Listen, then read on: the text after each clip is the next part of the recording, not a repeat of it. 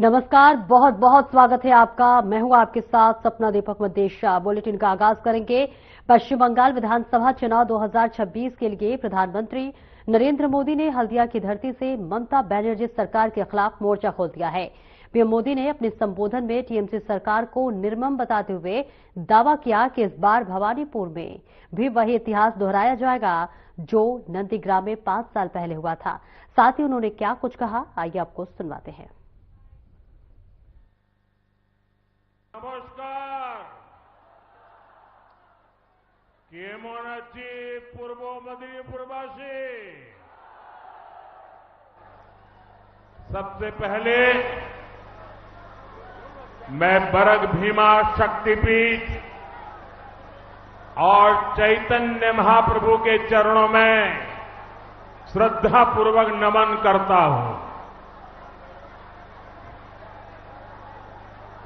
आप सभी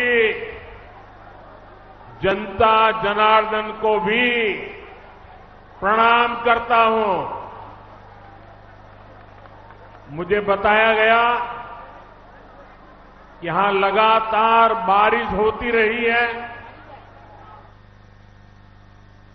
नीचे मैं देख रहा हूं सब दूर पानी भरा हुआ है। उसके बावजूद भी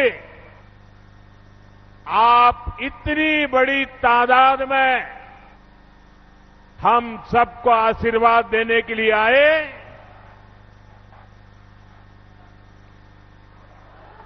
मैंने देखा है बंगाल ने इस बार हर विपरीत परिस्थिति को पराजित करने का फैसला कर लिया है।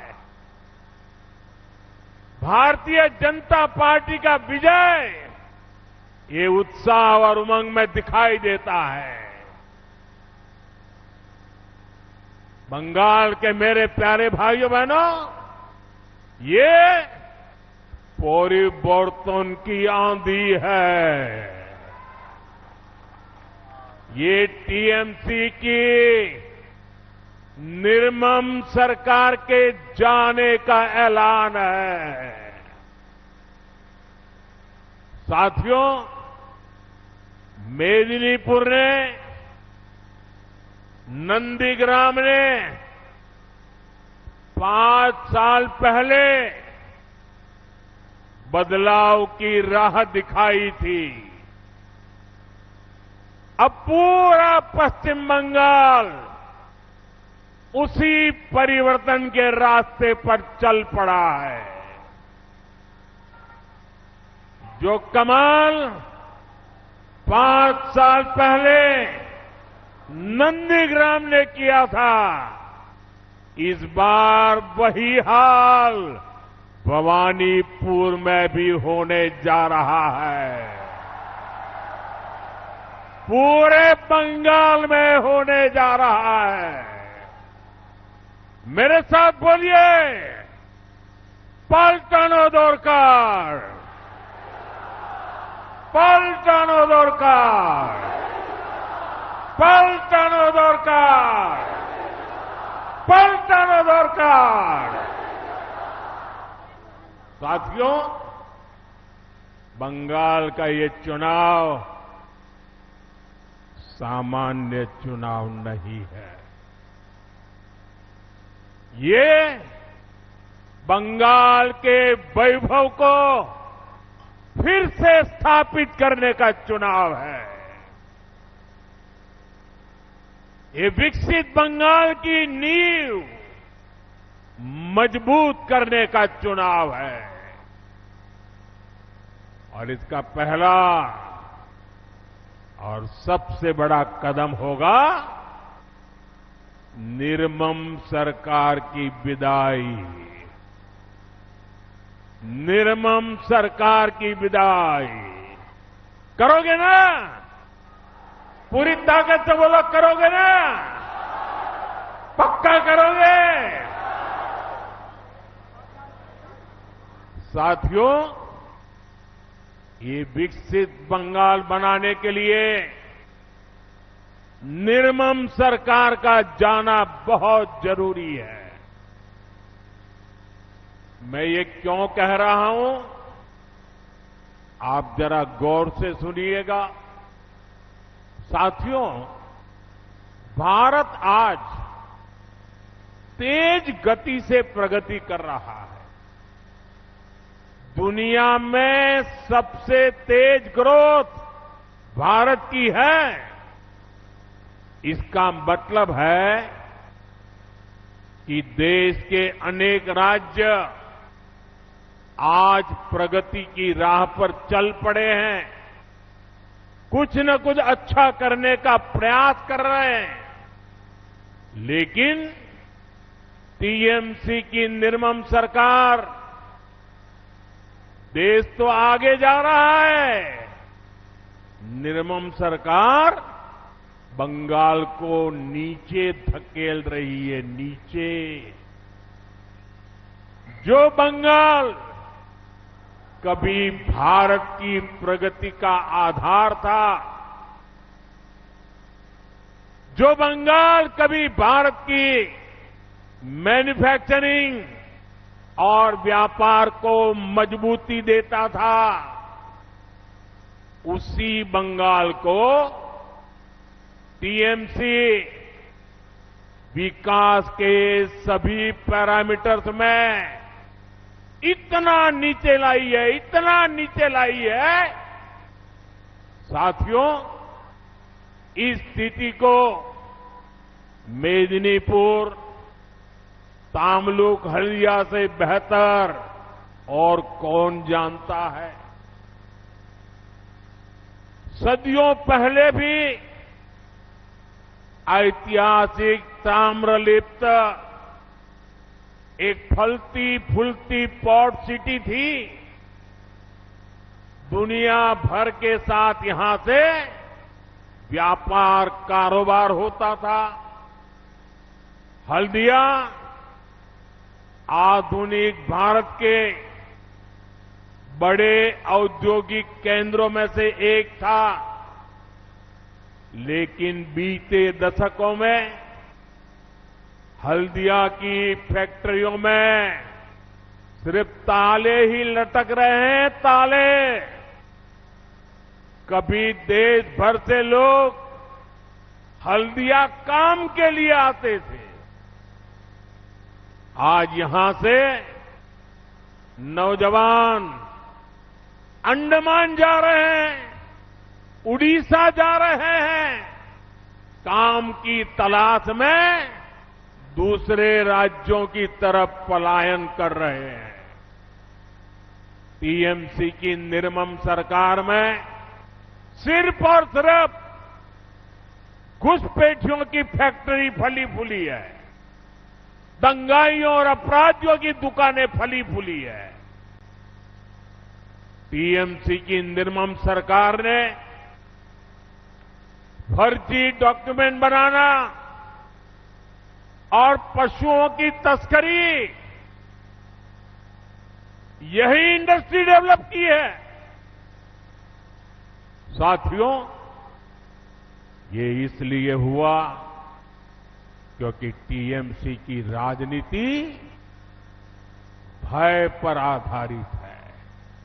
उनकी राजनीति का एक ही केंद्र बिंदु है, भय।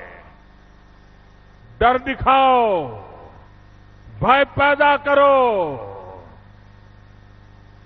फैक्ट्रियां, कारखाने, निवेश, ये सब भय से नहीं, भरोसे से चलते हैं, भरोसे से।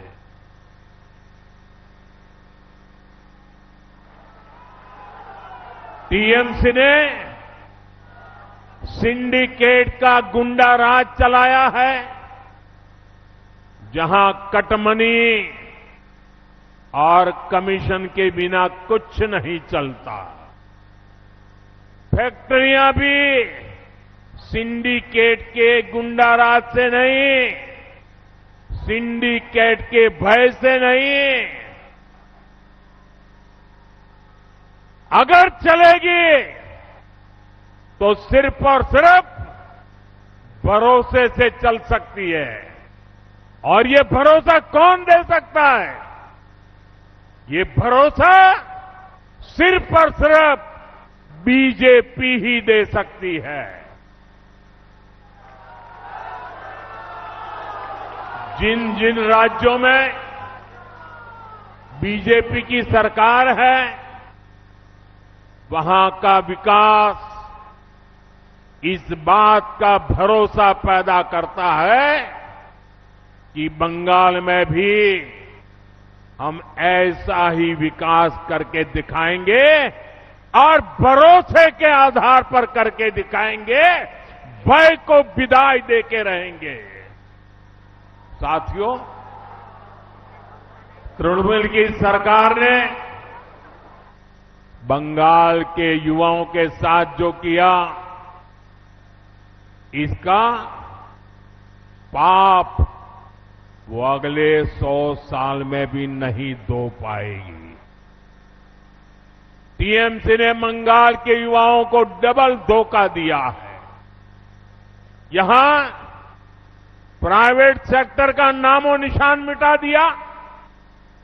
प्राइवेट सेक्टर में नौकरियां नहीं है और थोड़ी बहुत है तो घुसपैठियों के हवाले कर दी। और सरकारी भर्तियों को टीएमसी के मंत्री लूट रहे हैं। टीएमसी के भ्रष्टाचारियों ने हजारों युवाओं के, उनके परिवारों के सपनों को कुचल दिया है, कुचल दिया है। इससे भी ज्यादा इसने उन लाखों नौजवानों के मन में शक पैदा कर दिया है जो अभी परीक्षा दे रहे हैं या परीक्षा की तैयारियां कर रहे हैं। साथियों, टीएमसी की निर्मम सरकार बंगाल के युवाओं को एक और धोखा दे रही है। टीएमसी अपने वोट बैंक को खुश करने के लिए धर्म के आधार पर आरक्षण देने में जुटी है। कोर्ट बार बार इस साजिश को खारिज करता है, लेकिन तुष्टीकरण की बीमारी ऐसी है कि ये कोर्ट तक को नहीं मानते, संविधान को नहीं मानते। ये कब से टीएमसी सरकार से एक मांग कर रहे हैं, लेकिन टीएमसी को माहिष्य समाज की डिमांड को पूरा करने के बजाय बहाने बताती रहती है, क्योंकि माहिष्य समाज टीएमसी का वोट बैंक नहीं है। साथियों, मैं आज आपको भरोसा देता हूं, बीजेपी सरकार संविधान के अनुसार काम करेगी। जिसका जो हक है वो हक उसे दिलाया जाएगा, और ये मोदी की गारंटी है।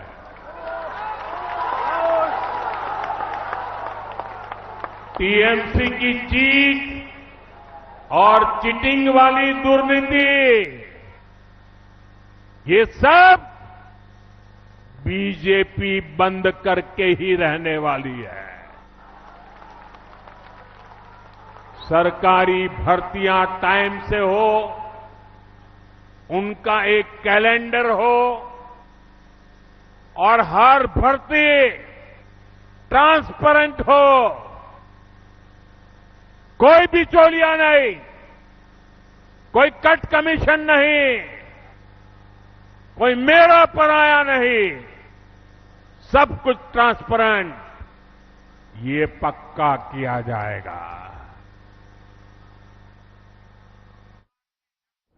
और पश्चिम बंगाल में प्रधानमंत्री नरेंद्र मोदी ने आसनसोल की धरती से ममता बनर्जी सरकार के खिलाफ बड़ा हमला बोला। दरअसल आपको बताते चले कि पीएम मोदी ने अपने संबोधन में क्या कुछ कहा, आइए आपको सुनवाते हैं। रहा है कि बंगाल में परिवर्तन की ताजा हवा चल रही है। बंगाल में परिवर्तन अब पत्थर की लकीर बन चुका है। पूरा आसनसोल अब परिवर्तन चाहता है। पूरा बंगाल परिवर्तन चाहता है। मेरे साथ बोलिए, पाल्टानो दोरकार, पाल्टानो दोरकार, पाल्टानो दोरकार, पाल्टानो दोरकार, पाल्टानो दोरकार, पाल्टानो दोरकार। भाइयों बहनों, ये गूंज यहां से दुर्गापुर तक जाएगी, रानीगंज, सालतोरा और रघुनाथपुर तक जाएगी। ये बंगाल के जन जन की आवाज है। बंगाल में टीएमसी के पापों का घड़ा अब भर चुका है। बंगाल में अगली सरकार डबल इंजन सरकार बनेगी। 4 मई के बाद बंगाल विकास के एक नए युग में प्रवेश करेगा। साथियों, बंगाल की प्रगति के लिए टीएमसी से मुक्ति जरूरी है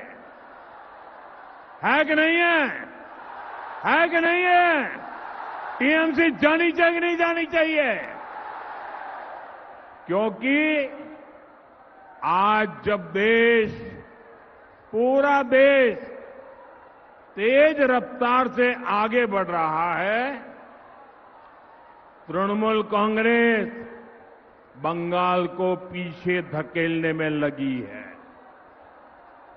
यहां के संसाधन, यहां की संभावनाएं और नौजवानों के अवसर सब पर टीएमसी के गुंडों का कब्जा है। बंगाल की जो संपत्ति विकास के काम आनी चाहिए, उसकी खुली लूट हो रही है। हमारे आसनसोल के लोगों से बेहतर भला ये कौन जान सकेगा? आप देखिए, आसनसोल कोल बेल्ट का इतना बड़ा इलाका है, लेकिन टीएमसी राज में इस पूरे कारोबार पर सिंडिकेट का कब्जा है। कोयले की कालाबाजारी, कोयला माफिया, बालू माफिया, भू माफिया, ये सब इस पूरे इलाके पर बोझ बन गए हैं। बंगाली मानुष इससे परेशान है। साथियों, आसनसोल और दुर्गापुर का ये पूरा इलाका, जो कभी बंगाली नहीं, पूरे देश के औद्योगिक विकास का बड़ा केंद्र था। साइकिल से लेकर रेल तक पेपर से लेकर स्टील तक, एल्यूमिनियम से लेकर ग्लास तक, यहां कारखानों की लंबी चेन थी। पूरे देश से लोग यहां काम करने आते थे। लेकिन आज यहां उद्योगों का लगातार पलायन हो रहा है। यहां के युवाओं को घर छोड़कर बाहर जाना पड़ रहा है। पूरे बंगाल का यही हाल है। पूरा बंगाल इसी संकट से घिरा है। साथियों, मैं आपको कुछ आंकड़े भी बताना चाहता हूं। हमारा भारत एक विशाल परिवार है, बहुत बड़ा परिवार है। 140 करोड़ देशवासियों का परिवार है, जिसमें अलग अलग राज्य उस परिवार के महत्वपूर्ण हिस्सा है। ये राज्य जितना कमाते हैं, उतना ही परिवार की, विशाल परिवार की आय बढ़ती है। हमारा देश जब आजाद हुआ, तब पूरे भारत की कमाई अगर 100 रुपये थी, तो इसमें से 11-12 रुपये अकेले बंगाल कमाता था। 100 में से 12 रुपया। लेकिन यहां कांग्रेस और वामपंथी शासन ने सब कुछ तबाह कर दिया, बर्बाद कर दिया।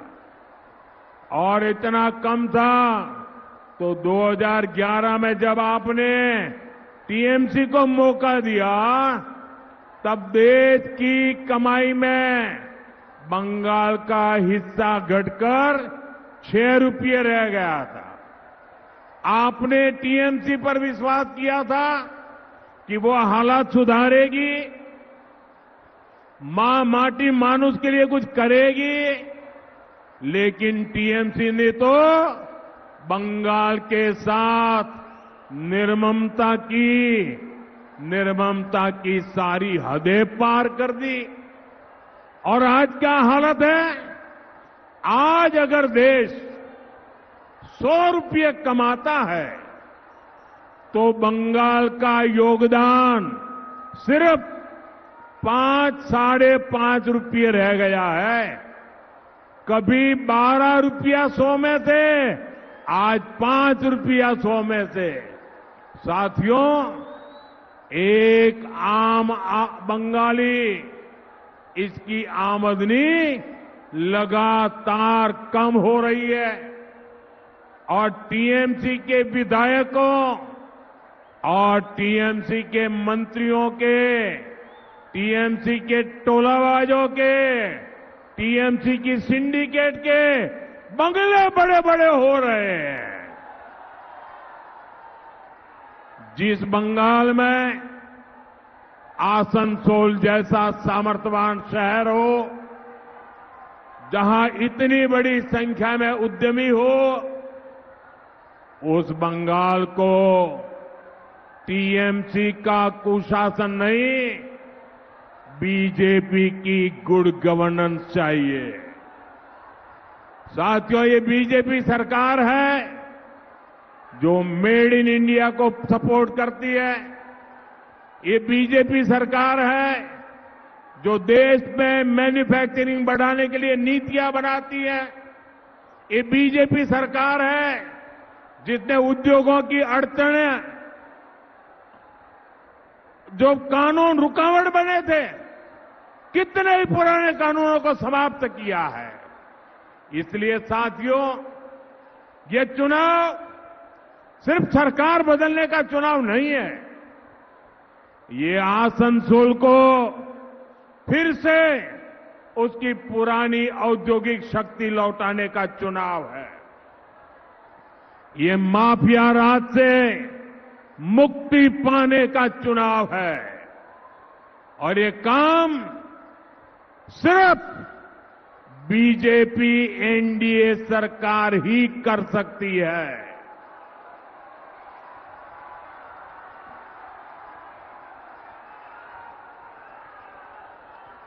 साथियों,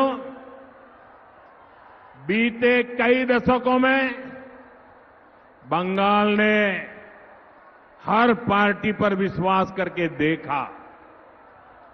पहले कांग्रेस, फिर लेफ्ट, फिर टीएमसी, लेकिन ये सब के सब एक ही चट्टे बट्टे के कट्टे हैं, लेकिन सबने एक ही काम किया, बंगाल के लोगों को धोखा। फिलहाल इस बुलेटिन में इतना ही। नमस्कार।